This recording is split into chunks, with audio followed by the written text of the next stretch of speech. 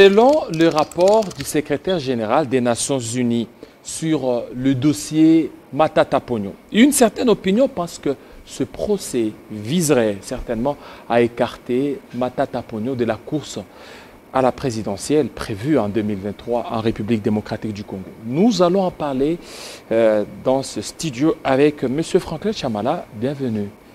Merci beaucoup David Kilolo. Voilà, vous êtes là, mais d'ici là, ça sera un procès le 25 octobre, procès contre Augustin Matata Ponyo.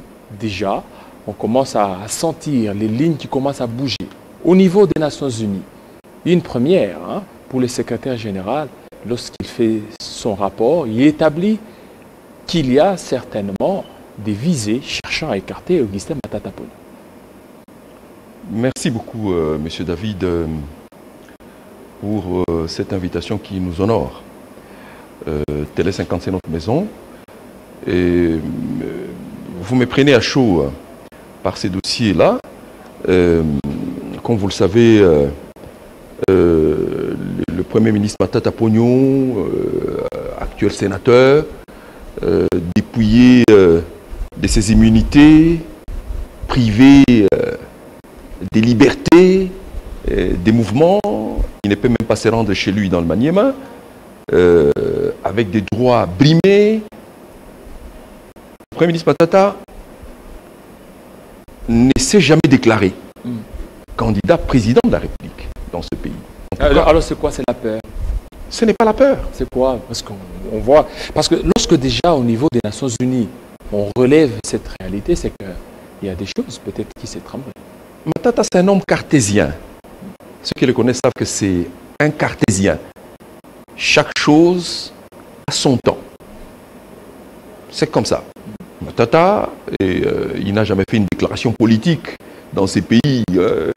Moi, Matata Ponyo, président d'un parti politique tel, j'ai dit, je vais faire une marche demain, je vais... Non, ça c'est pas lui. C'est pas lui, ceux qui le connaissent les chapitres sur lesquels il surfe. Mais nous constatons avec vous que à travers tous les sondages, aussi bien ici qu'à l'extérieur, son nom est cité sur les shortlists des personnes disposant des atouts et compétences pour briguer ces postes, le poste de président de la République dans ce pays. Et il a déjà montré par le passé, en étant Premier ministre, qu'il avait les capacités de tracter la machine gouvernementale avec beaucoup de sérénité. Et donc ça ne nous étonne pas que tout le temps on revienne sur son nom. Et que même aux Nations Unies, au sommet mondial, ça c'est le sommet de la diplomatie mondiale, on se rend compte que ce pays a encore... Est-ce que si réellement il était un détourneur, comme le pensent certains, les Nations Unies peuvent certainement le porter ou mettre son nom dans son rapport? Justement, c'est là. Vous savez, les Nations Unies ont une manière d'opérer qui est différente de la nôtre. Ils sont trop méticuleux dans leur manière en tout cas, trop rationnels. Oui. Même quand vous leur envoyez un rapport sur une question, moi j'ai été au gouvernement, lorsqu'ils veulent se faire leur propre opinion sur ce dossier-là, ils diligentent toujours leur propre enquête. Vous savez, le secrétaire général Antonio Guterres, c'est un grand diplomate, secrétaire général des Nations Unies. Il est représenté dans ces pays par une autre diplomate de renom, Madame Bintou Keïta. Naturellement, j'imagine que par cette voie, il a été très bien documenté sur les dossiers, les fameux dossiers judiciaires Bukangalonzo qui va s'ouvrir d'ici le 25. Il est bien documenté. Et certainement, je sais comment il fonctionne. Il doit y avoir eu des hommes qui ont mené des enquêtes du terrain, aussi bien ici même, à Bukangalonzo, qu'à l'intérieur, disons qu'à l'extérieur du pays, pour permettre aux Nations Unies de se faire une idée sérieuse de ces dossiers-là. Et maintenant qu'ils ont une idée sérieuse du dossier, ils ont généralement l'habitude de faire des déclarations à demi-mot. À demi-mot, les diplomates, c'est comme ça. À celui qui Et en plus, c'est une première de Oui, oui. citer les noms d'Augustin Matata Ponyo dans les rapports. Oui, C'est c'est une première. C'est une première. C'est ça qui doit pouvoir interpeller les pouvoirs actuels de notre pays qui veut faire un procès insolite, un procès de la honte contre Matata. Vous savez, il faut s'interroger pour savoir quels sont les tenants et les aboutissants d'une telle démarche. Matata a été Premier ministre de ce pays. Il a conduit la politique gouvernementale de ces pays de manière tout à fait impressionnante. Maintenant, il a été avec le président Kabila aux commandes du pays et il connaît les prix. Il connaît les prix de la stabilité de ces pays à côté notamment des Nations Unies à travers la MONUSCO. Il connaît le coût de la stabilité de ces pays. Est-ce que ce rapport risque d'avoir une incidence sur le déroulé du procès? Ça dépend de la manière dont ici on va prendre les choses. Mais allons d'abord au fond par rapport à la question que vous avez posée précédemment. Alors, lorsque les Nations Unies mettent le doigt sur la plaie comme ça, probablement que les gens se disent mais pourquoi ils viennent? Mais ce sont eux les préventeurs des conflits dans le monde, des guerres et des crises. Et comme vous le savez, les guerres et les crises se nourrissent généralement de quoi? Mais des injustices. Les guerres et les crises à travers le monde se nourrissent des violations des droits humains, des violations de liberté, des libertés individuelles et collectives. Et s'agissant ici des injustices dont Matata Ponyo est l'objet, et beaucoup d'autres d'ailleurs dans ces pays, mais Matata Ponyo d'abord, tout le monde voit à quoi ça peut amener ces pays qui est un pays post-conflit pour certaines de ces provinces, mais un pays permanemment en conflit jusqu'ici pour certaines d'autres provinces. Voici pourquoi les Nations Unies qui connaissent les prix de la paix et de la stabilité de ces pays, alertent déjà et disent attention, il ne faut pas qu'une situation comme ça, d'injustice, replonge ces pays dans un trouble que nous aurons de la peine encore à gérer demain, alors que nous avons la possibilité de prévenir aujourd'hui. C'est ça, en fait, la démarche. Vous voyez, on a la possibilité de prévenir aujourd'hui, prévenons déjà, parce que ça ne vaut pas la peine. Comment peut-on se disposer à suivre un dossier comme ça, un dossier d'un procès politique qui ne vaut pas la peine, autour d'un dossier qui est vide, simplement parce qu'on voudrait éliminer un homme qui est gênant par rapport aux prochaines élections. Et il ne s'est même pas encore présenté, même pas prononcé. Des élections pour lesquelles il ne s'est même pas encore présenté. Vous voyez? Et donc c'est ça. Les Nations Unies en sont là-bas, sur cette équation-là. Il faut prévenir déjà un conflit éventuel, parce que, rassurez-vous, après tous les coups que un homme comme celui-là a encaissé, les siens à travers le monde, les siens à travers ce pays, ont jusqu'ici observé. Mais quelle sera leur réaction demain? Quelle sera leur réaction demain dans un pays comme celui-ci et qui est dans un cycle de guerre d'où nous ne sortons pas? Alors, puisque déjà les Nations Unies en parlent, Augustin Matata Ponyo ne nourrit pas les intentions de se présenter à la présidentielle. Nous le saurons les moments venus. Pour le moment, c'est comme je vous l'ai dit, Matata parce que les Nations Unies sont les mieux avisées, les mieux avertis, ils le savent. Oui. Souvent, peut-être ils Oui, ont mais eu... nous le saurons les moments venus. Mais quoi qu'il en soit, est-ce un péché que de se déclarer candidat président de la République dans son pays? Oui, mais le pouvoir en place risque de trouver qu'il devient de plus en plus gênant et que... Est-ce encore une violation d'une loi? Est-ce que c'est contre l'état des droits? Y a-t-il une catégorie de citoyens qui peuvent être candidats et d'autres non? De quoi a-t-on peur? Mais tout ça parce que lui, on lui a dit, on lui aurait dit de pouvoir aussi entrer dans l'union sacrée. Il n'a pas donné son feu vert. Ça aussi peut-être, c'est ce qui serait aussi à la base de cet acharnement. Mais mon frère Kilolo, la liberté d'association. Il a démissionné du PPRD, mais il devrait aussi se prononcer, il devait aussi adhérer. Mais la liberté d'opinion, et d'association est consacrée par notre Constitution. Mais pourquoi ne pas faire comme les autres, les Katumbi et les autres, ils ont adhéré à l'Union sacrée, mais lorsqu'ils sont là, si ça ne va pas, ils sont en train de dire des choses. Peut-être c'est ça, c'est qui aujourd'hui, qui fait assez qu'il est en train de subir ça. Mais pourquoi est-ce qu'on veut imposer à tout le monde des idées? Des idées. Pourquoi on veut imposer à tout le monde des idées? Matata devait faire comme tout le monde. Mais c'est l'imposition, en fait, cette propension à vouloir imposer à d'autres les idées, à d'autres les lignes à suivre, est criminelle. C'est criminel par rapport à la loi. Matata, c'est un homme très attaché à la loi. Augustin Matata, c'est un homme très attaché à la loi. Il a pris sa liberté par rapport à son ancienne formation politique et il a déclaré.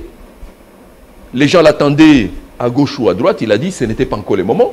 C'est aussi ça la liberté, l'exercice des libertés qui est en fait constitutionnel chez nous.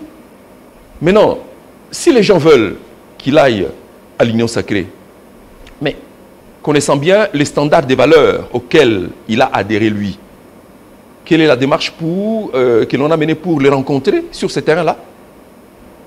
Vous voyez, donc j'ai dit, ce n'est pas ça l'essentiel. Est-ce que vous ne voyez pas, avec la sortie médiatique du chef de l'État au niveau de Goma, oui. On a senti qu'il a tenu des propos tendres envers Augustin Matata Ponyo. Et les Nations Unies aussi ont fait de même. Non, on peut s'attendre. Vous dites que le chef de l'État a tenu des propos tendres? Oui, il a dit que non, c'est un homme qu'il respecte bien, oui. Et qu'il apprécie. Il a parlé qu'il appréciait Augustin Matata Ponyo, que certainement il devait faire face à la justice. Non, mais justement, c'est là le nœud. Il devait faire face à la justice. Oui, c'est il là. dit que c'est un homme qu'il apprécie, c'est un homme mais qu'il condamnait le fait que les sénateurs auraient pris la décision de ne pas autoriser les poursuites contre Matata, ce qui est aussi légal. Mais comment le chef de l'État a-t-il pu condamner une prise de position des sénateurs qui est légale? Un vote au Sénat qui s'est fait en conformité des lois du pays, après que les sénateurs aient pris connaissance du caractère vide du dossier. Le chef a condamné. Par rapport à ça, il y a... Mais pour un peu il dit non, mais c'est un homme que j'apprécie.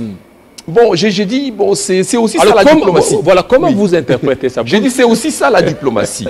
C'est ça la diplomatie. Nous avons compris, et je pense que Matata lui-même a compris, et même le secrétaire général des Nations Unies, qui vient de prendre position maintenant, c'est des gens qui ont bien compris et décrypté ces messages-là. Ils ont compris que non, il y a une main noire. Et voilà pourquoi même la conclusion du secrétaire général dit que ça chercherait à écarter un potentiel candidat. Mais c'est très clair, mon frère Kilolo. C'est très, très clair. C'est très clair. C'est très clair, et comme vous le savez, généralement, on caresse avant d'abattre. N'est-ce pas? On caresse avant d'abattre. Nous sommes dans un pays où, systématiquement, nous voyons s'installer une certaine idéologie de destruction de tout ce qui est intelligence. L'intelligence, c'est du capital. Nous sommes le seul pays au monde où on détruit le capital. Le capital, vous comprenez? Alors, et cette destruction est idéologique et systématique. Vous comprenez? Et donc, lorsque un message comme ça est perçu en haut lieu aux Nations Unies et nous est rendu, nous en faisons quoi? Nous en faisons quoi? Voilà donc la raison peut-être de ma présence ici. Je dis, comprendront ceux qui peuvent. Les diplomates parlent généralement à demi-mot, et ce qui s'ensuit généralement est beaucoup plus lourd à supporter.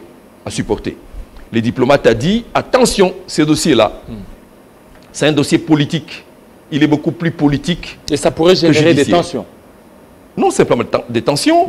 Lorsque les conseils de sécurité, les 15 au conseil de sécurité, ça veut dire tout ce que vous avez comme puissance dans le monde. Vous avez les États-Unis, la Russie, la Chine, le Japon, l'Allemagne, la France, tout ce qui compte, les 15, c'est ça les conseils de sécurité. Ces gens, ils vous disent, attention, ne touchez pas là-bas. Ça risque de nous créer encore une situation difficile que nous ne serons pas... Et ça ne vaut même pas la peine que vous touchiez parce qu'il n'y a rien à régler là-bas. Matata n'a rien fait. C'est ce qu'on veut dire. Vous voyez, il n'a rien fait. Laissez-les libres, laissez-les tranquilles, laissez-les travailler pour son pays parce qu'il en a l'obligation et les droits. Le seul problème, le seul péché, c'est avoir peut-être les intentions.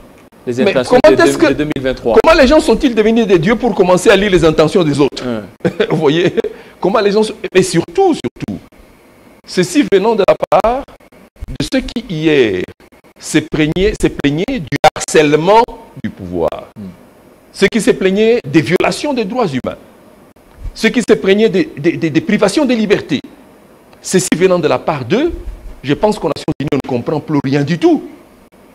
Et là, on nous toise. D'en haut, on nous toise. Nous devons faire attention. Nous devons faire attention parce que ce pays-là, ce pays-ci, il n'a pas la vocation que de tourner autour des conflits. Non, nous avons aussi la vocation de commencer à compter les pas en avant par rapport à notre agenda de développement. Alors maintenant, par rapport à ma question, est-ce que ce rapport aura certainement une incidence sur le déroulé du procès? Bon, ben, maintenant, ça dépend de la lecture que les accusateurs de Matata vont en faire. Il ne faut pas chercher à les influencer. Ils sont tellement déterminés qu'il faut les laisser aller dans leur besogne. Vous comprenez? Nous disons, la situation est suivie. Heureusement qu'elle est suivie d'en haut, ailleurs. Elle est suivie. Au moins, ça nous rassure. Matata serait mort dans ce pays. Vous imaginez un homme, ancien Premier ministre, qui a servi son pays avec dévouement. Sénateur en fonction, conformément aux droits qui lui sont garantis. Il est empoisonné et il demande simplement l'autorisation de sortir du pays pour aller se faire soigner. On lui dit non, non, non, non, non. Mourez ici. Vous voyez, les diplomates qui sont ici, lorsqu'ils perçoivent les choses, les attitudes comme ça, ils nous prennent pour des hommes normaux ou des criminels. Vous comprenez? On ne peut pas gouverner un pays avec état d'âme. C'est un sénateur. Ses droits sont reconnus à tous les sénateurs, sauf à Matata. Pourquoi? Parce qu'on vous dit, non, Matata aurait pris 280 millions destinés à payer les créanciers de la zarianisation. Et ce dossier a été classé sans suite? Non, mais il est classé verbalement sans suite. Verbalement. Alors que des traditions, les dossiers sont classés par écrit. Pourquoi s'agissant de Matata, c'est verbal?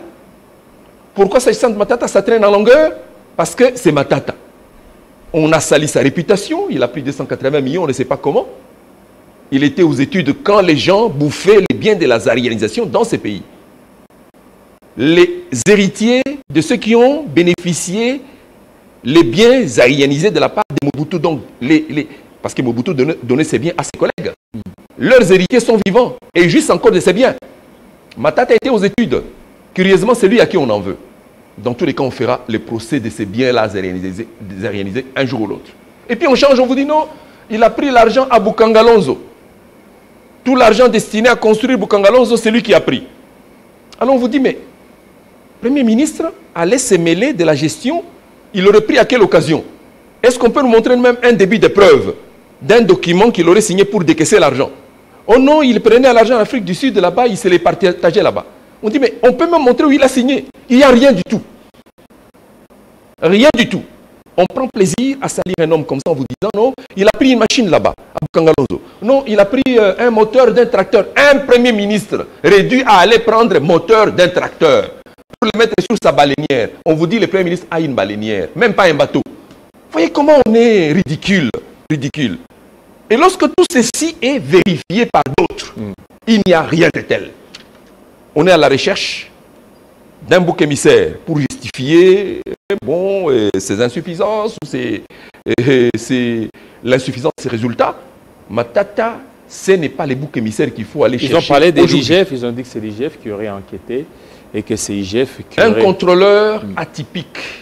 Heureusement que c'est un contrôleur qui n'est pas lui-même, qui n'est jamais lui-même contrôlé. Mais il sera un jour contrôlé lui aussi.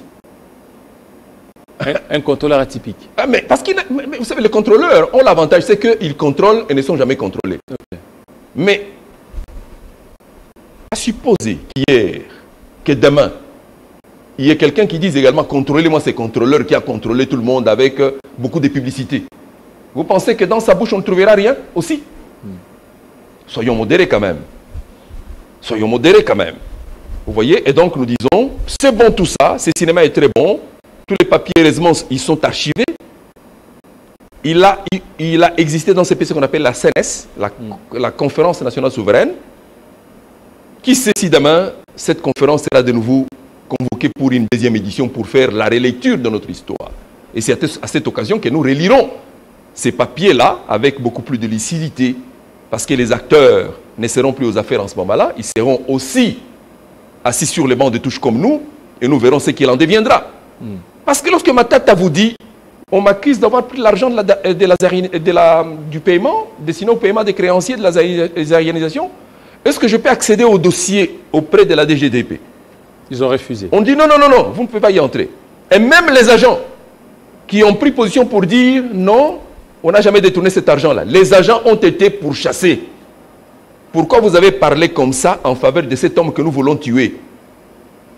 Vous comprenez? Et donc, lorsque les diplomates qui sont ici, les diplomates membres de ces pays-là, qui siègent au Conseil de sécurité, lorsque ces diplomates entendent et voient des choses comme ça, lorsqu'ils les documentent dans leur pays, on a quelle lecture de notre sérieux? On a quelle lecture de notre... Quoi que nous voulions, quoi que nous puissions chanter, état des droits, lutte contre la corruption, et même sur ces chapitres-là, les diplomates savent que ce sont les mêmes qui vous disent nous luttons contre la corruption, qui amènent eux-mêmes aussi les sables dans l'engrenage. Vous voyez?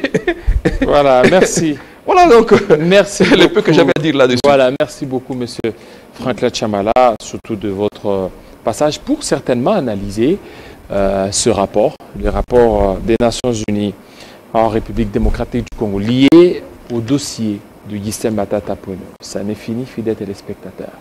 Restez branchés sur Télé 50. À très bientôt.